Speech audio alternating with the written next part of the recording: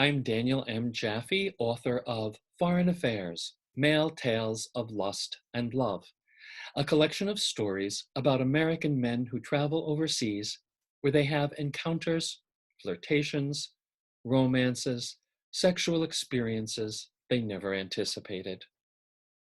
I'm going to read an excerpt from one of the stories. It's called The Importance of Being Jurassic. It's about an American journalist who goes to Ireland and meets someone who reminds him that some men are still living in the closet. Bill understood Quinn to be whispering dirty, but in the raspy, heavy brogue, the word came out as dirty. You're a dirty, dirty man.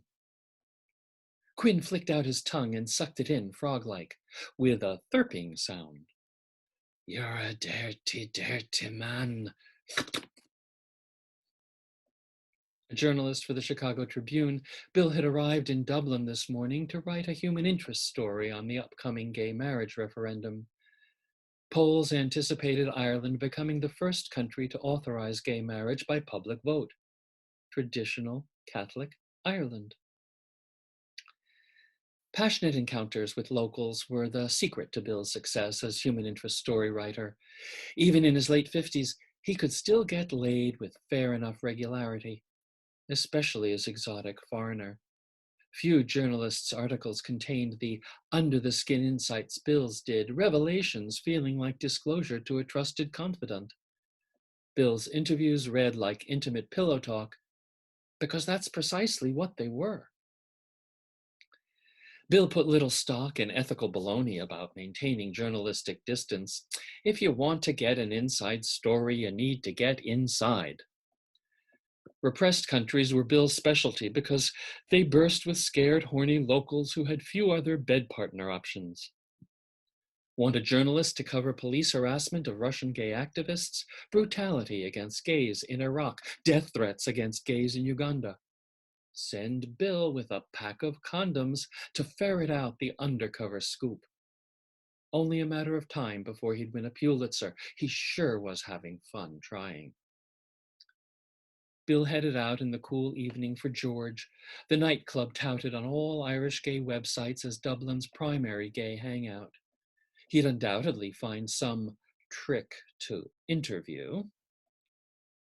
Strolling down Dame Street, odd, he thought, how historically grand the word dame sounded in Ireland, whereas in American ears it came across as outdated Al Capone cheap. He walked the narrow sidewalk past restaurants, pubs, cafes, repeatedly bumping shoulders with those walking toward him, until he realized that the Irish walked the way they drove, on the left, unlike on the right Americans. Head-on collisions were inevitable.